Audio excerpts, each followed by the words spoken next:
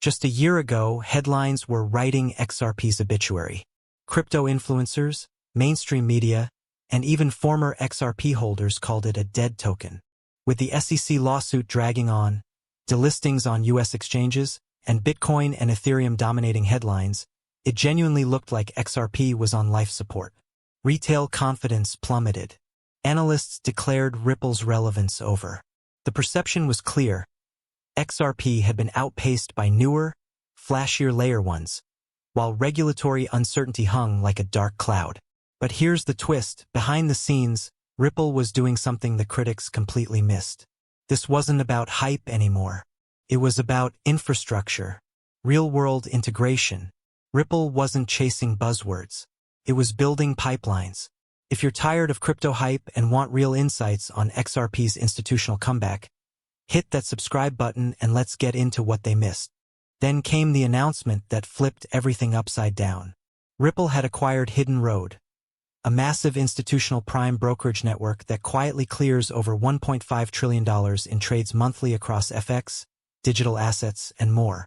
Let that sink in. $1.5 trillion in institutional volume. This wasn't just another partnership announcement. This was Ripple buying access to the deepest liquidity pools in global finance. Hidden Road is plugged into Tier 1 banks, hedge funds, and sovereign-level players. It's not a retail-facing exchange. It's where the real volume lives. And now XRP is at the center of it. Not because someone said XRP is going to pump, but because it's the bridge asset for global liquidity. Ripple didn't just buy a company, they bought a seat at the table with Wall Street. They bought infrastructure. That $1.5 trillion figure? That's the ceiling-breaking number that turns XRP from speculative token into real utility-driven capital network. It's the moment Ripple stopped being a blockchain company and started being a critical node in the institutional financial web. So who exactly is Hidden Road? Think of them as the Goldman Sachs of digital prime brokerage, but even more nimble. They don't advertise. They don't trend on Twitter. They move in the shadows of the world's largest capital flows. Yet, their clients include some of the most sophisticated market participants on the planet: multi-billion-dollar hedge funds, proprietary trading firms, HFT giants, and global asset managers. Hidden Road isn't just offering access to crypto. They're offering unified access to the entire financial spectrum: foreign exchange, FX, commodities, crypto, derivatives, and more, through a single, streamlined, compliance-ready gateway. What makes them revolutionary is how they solve a core problem institutions have faced for years: fragmentation. In today's capital markets, trading across multiple asset classes means juggling dozens of counterparties, custodians, settlement windows, and liquidity venues. Hidden Road cuts through all of that. They abstract the complexity, offer seamless prime brokerage services, and give institutions plug-and-play access to deep liquidity. Whether it's on a crypto exchange, an FX desk, or a cross-asset derivatives market, this is the gateway Ripple now controls. This isn't just a deal. It's a strategic capture of one of the few entities capable of acting as a central hub between traditional finance and the emerging digital asset ecosystem. It gives Ripple not just visibility into institutional flow, but control over how that flow settles, routes, and ultimately scales. And here's the kicker. Hidden Road was already built with compliance at its core. They operate under multiple licenses, adhere to strict risk frameworks, and maintain direct connections with banks, custodians, and trading venues globally. They're not hoping to become compliant later. They're already operating at the level regulators demand. Ripple didn't buy vaporware. They acquired a financial backbone that's already trusted by Wall Street. And now, through RippleNet, ODL, and Liquidity Hub, XRP becomes part of that backbone. Not a speculative side bet. A native asset within the system. This is Ripple's most aggressive move yet. It's not just about expanding into new markets, it's about absorbing the very infrastructure institutions already use, and replacing the pipes behind the scenes with tech that routes value through XRP. Ripple's move signals a complete rebrand, from blockchain startup to full-fledged financial infrastructure provider. It's a shot across the bow to legacy firms, signaling that Ripple isn't knocking on the door of institutional finance.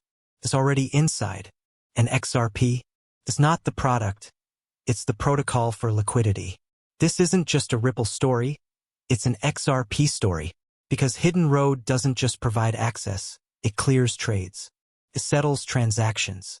It facilitates institutional-grade flows across FX, crypto, and derivatives.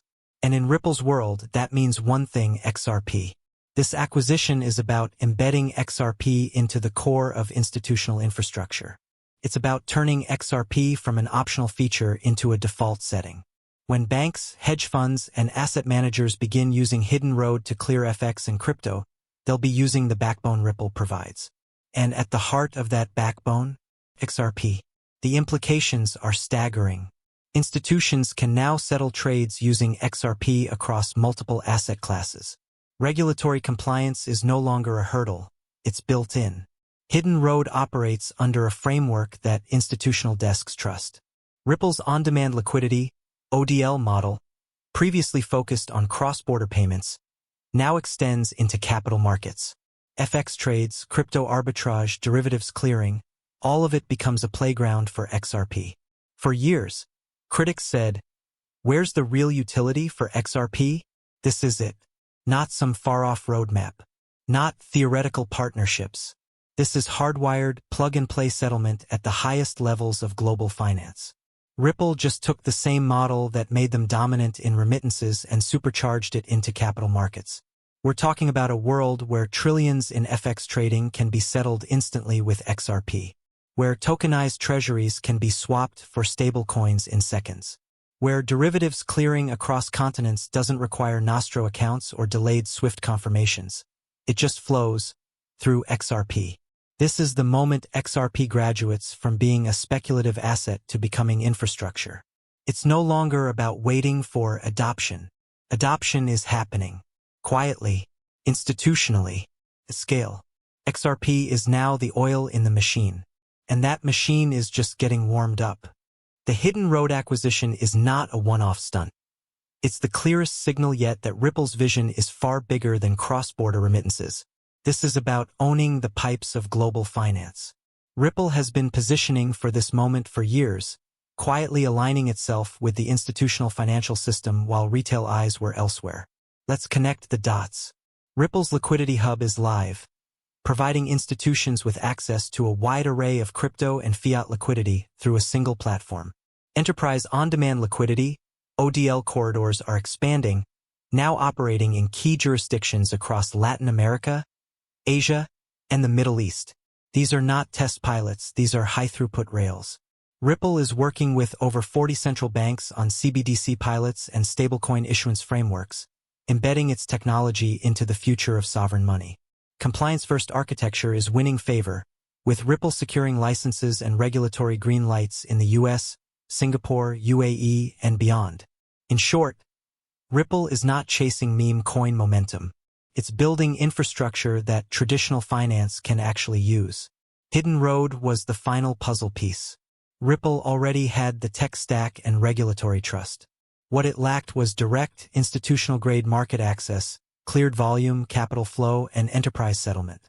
Now it has all three: the rails, the trust, the capital. Ripple isn't trying to disrupt Wall Street from the outside. It's integrating with it from the inside. And XRP? It's not an accessory to that mission, it's the fuel. This is how $1.5 trillion in monthly volume becomes relevant to XRP, not by hype or speculation, but by design. Ripple is injecting that volume into its own liquidity ecosystem. And every dollar that flows through it strengthens XRP's role as the connective tissue of modern finance. That's not a crypto project. That's a financial transformation in motion.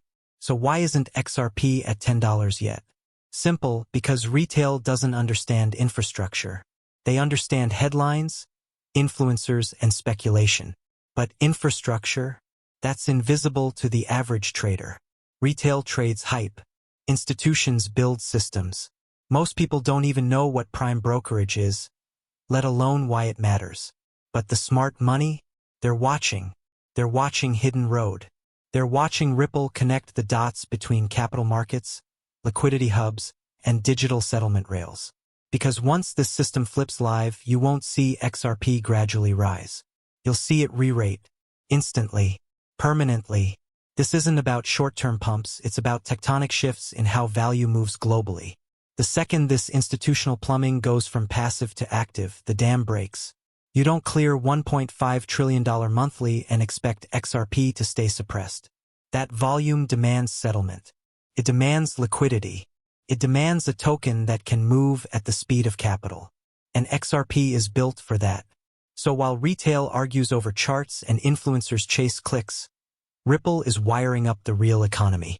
FX, derivatives, tokenized treasuries, central bank settlements, it's all converging. And the common denominator isn't Bitcoin or Ethereum. It's XRP. Let's zoom out. Because the average investor has no idea just how deep Ripple's strategy goes. While the headlines focus on price charts and lawsuits, Ripple has quietly built a global financial empire. One that's now starting to eclipse traditional banking infrastructure from the inside out. Start with the numbers. Over $250 million already committed to tokenization pilots, CBDC infrastructure, and next-gen financial rails through Ripple's focused investment arms like RippleX and their new liquidity hub. But the money is just the tip of the iceberg.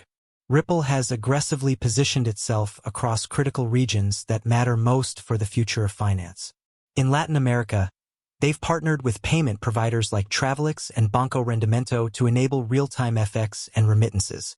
In APAC, they've locked in deals across Japan, the Philippines, and Australia, building corridors that serve millions of users with near-zero slippage. And in the MENA region, they've already been onboarding regulators and financial institutions well before most Western firms even began the conversation. They aren't just expanding globally, they're embedding themselves into the future of global liquidity. And all of this is being done in lockstep with regulatory alignment. Ripple didn't fight regulation, they leaned in. They've won major regulatory clarity in the US, the UAE, and Singapore, three of the most critical financial jurisdictions globally. Then there's ISO 20022, the new global messaging standard for financial institutions. While most are scrambling to retrofit their legacy systems, Ripple's tech has been compliant and integrated for years. They anticipated this shift, and now they're sitting at the table as the new language of money rolls out across the planet. So what does that give them? It gives them infrastructure dominance. Ripple has built the compliance layer, the part that gives regulators and institutions peace of mind. They've built the tech layer, the blockchain core, the APIs, the liquidity rails. And now, with Hidden Road, they've built the capital access layer. The hardest piece. The part that decides whether any of this becomes scalable. Because what's the use of on-demand liquidity if you don't have deep, institutional-grade capital to back it? With the acquisition of Hidden Road for $1.25 billion, Ripple didn't just buy a platform. They bought access to a massive network of prime brokers, hedge funds, OTC desks, and banks. They now own a gateway into the deepest pockets in global finance. That's the trifecta: technology, regulation, and capital. And here's the part that matters. That capital is now being funneled directly through XRP. It's no longer hypothetical utility, no longer a white paper.